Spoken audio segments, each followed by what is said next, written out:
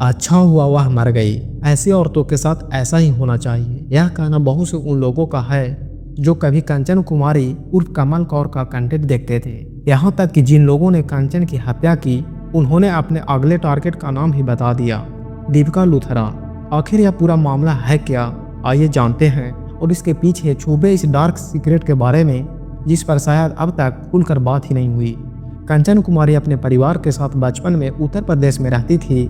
बाद में उसका परिवार लुधियाना के विकास नगर में शिफ्ट हो गया। समय के साथ कंचन बड़ी हो रही थी, लेकिन इस दौरान उसका परिवार बेहद गरीबी से जूझ रहा था और आर्थिक हालत बहुत खराब थी।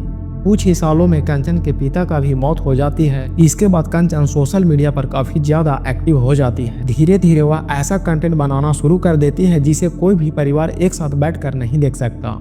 इसी वजह से बहुत से लोगों को कंचन कुमारी से परेशानी होने लगती है।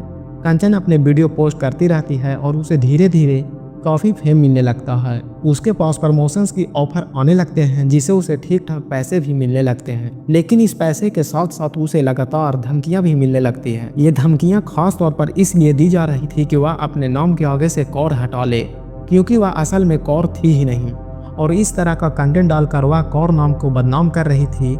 लेकिन इन बातों को कंचन पर कोई खास असर नहीं पड़ा। वह अपने तरीके से कंटेंट डालती रही। कंचन का कंटेंट देखने वाले बहुत से लोगों को उससे दिक्कत थी, लेकिन वहीं जब उसके आसपास रहने वाले लोगों से बात की गई तो उन्होंने बताया कि कंचन असल जिंदगी में बहुत सुलझी हुई औरत थी। जिस तरह उसका ऑनलाइन कंटेंट था वह उसे बिल्कुल अलग थी।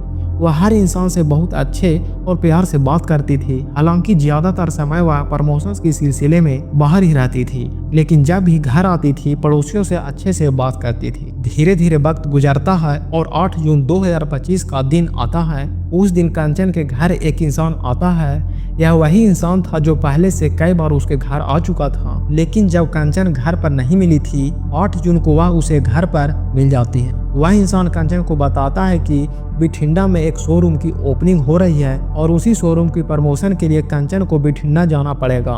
कंचन इस बात के लिए तैयार हो जाती है और वह इंसान वहां से चला जाता। इसके बाद 9 जून का दिन आता है। उसी दिन वह इंसान फिर से कंचन को कॉल करता है और कहता है कि उसे आज ही बिठिंडा पहुंचना है, लेकिन कंचन के पड़ोसियों के मुताबिक उसने घर पर अपनी मां को बताया था कि वह बगलामुखी मंदिर जा रही है। इसी बहाने वह प्रमोशन के लिए बिठिंडा चली जाती है। 9 जून को जैसे ही कंचन बिठिंडा पहुंचती है उनमें वही इंसान शामिल था जो उसके घर आया था और उसके साथ उसके 2 दोस्त भी थे।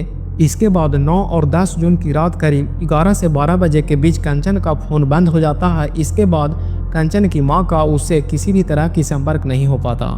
शुरुआत में मुझे लगता है कि जैसे अक्सर कंचन काम के सिलसिले में बाहर रहती थी वैसे ही कहीं गई होगी, लेकिन असल में कुछ और ही हो चुका था। 9 जून गुजर जाता है। 10 जून को भी कंचन की मां को उम्मीद रहती है कि शायद उसकी कॉल आ जाए, लेकिन पूरे दिन कोई संपर्क नहीं हो पाता। फिर 11 जून की शाम भी लगभग गुजर जाती है। 11 जून की शाम करीब 8 बजे के आसपास बिठिंडा की आदेश यूनिवर्सिटी की पार्किंग में एक हुंडई इओन का कार खड़ी नजर आती है, जिसमें से बहुत तेज और अजीब सी बदबू आ रही थी। वहां मौजूद लोगों को कार काफ़ी संदिग्ध लगती है। उन्हें महसूस होता है कि कुछ न कुछ बहुत गलत जरूर हुआ है। इसके बाद वे और लोगों को बुलाते हैं। सारे लोग मिलकर उस गाड़ी को खोलते हैं। जैसे ही दरवाज़ा खोला जाता है अंदर का नज़ारा देखकर सभी सन्न रह जाते हैं। गाड़ी की बैक सीट पर कंचन की लाश पड़ी हुई थी। यह खबर फैलते ही पार्किंग में बहुत सारे लोग इकट्ठा हो जाते हैं। थोड़ी देर में पुलिस भी वहां पहुंच जाती है और पुलिस भी इस मामले की जांच में जुट जाती है। सबसे पहले 11 जून को ही कंचन की मां को पूरे मामले की जानकारी दी जाती है। कंचन उनकी इकलौती बेटी थी और उसी की कमाई से घर चल रहा था।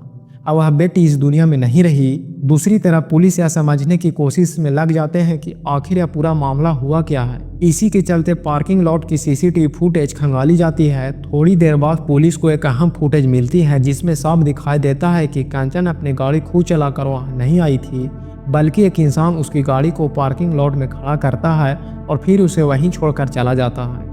पुलिस ज़्यादा समय नहीं लगाती और वह इंसान को पहचान कर लेती है। इसके बाद अगले ही दिन पुलिस 2 लोगों को गिरफ्तार कर लेती है।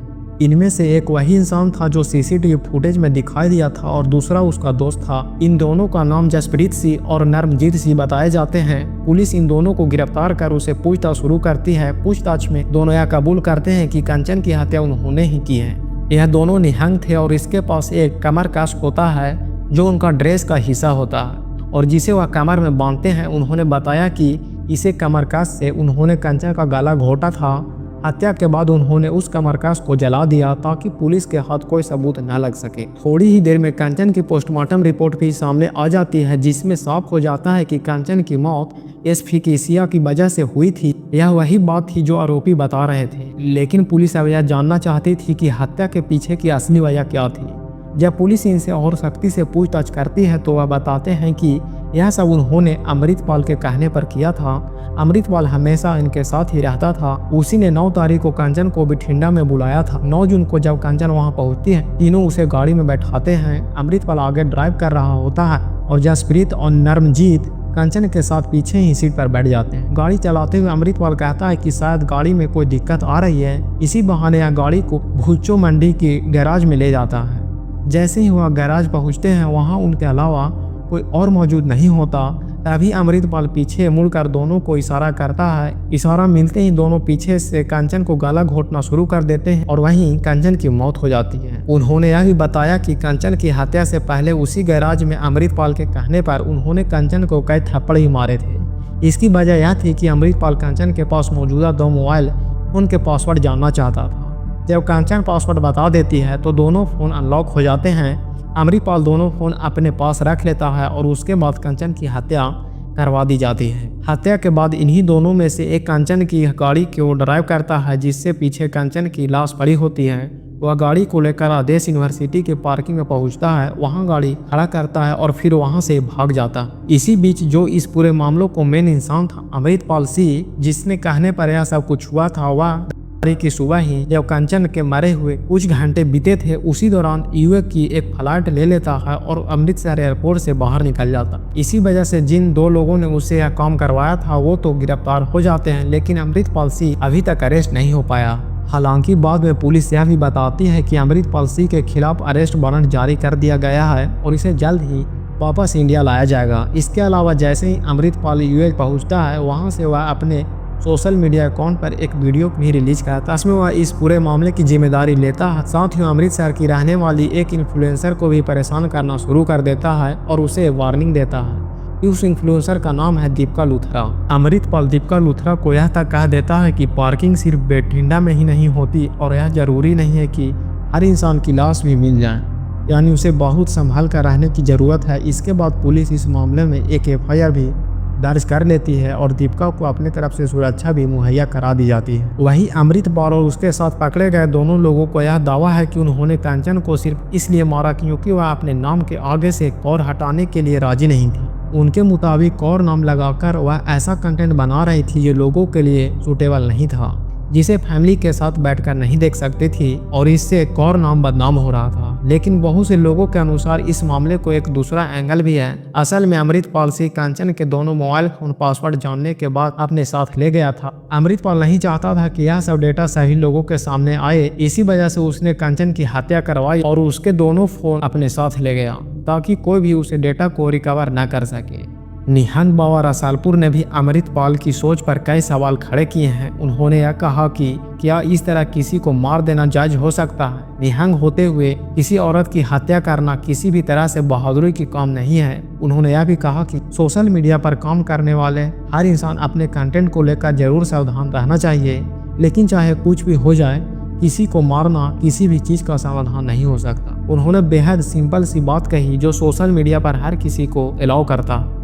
अगर आपको किसी भी कंटेंट या उसे वीडियो पसंद नहीं आती तो आप उस इंसान को ब्लॉक कर सकते हैं, वीडियो को स्किप कर सकते हैं या फिर उसे देखना ही बंद कर सकते हैं। फिलहाल इस खून के पीछे की असली कारण क्या है, यह तो अमृतपाल के गिरफ्तार होने के बाद ही पूरी तरह सामने आएगा। तब तक आप कमेंट बॉक्स में अपनी राय बता सकते हैं कि आपके हिसाब से गलती किसकी है।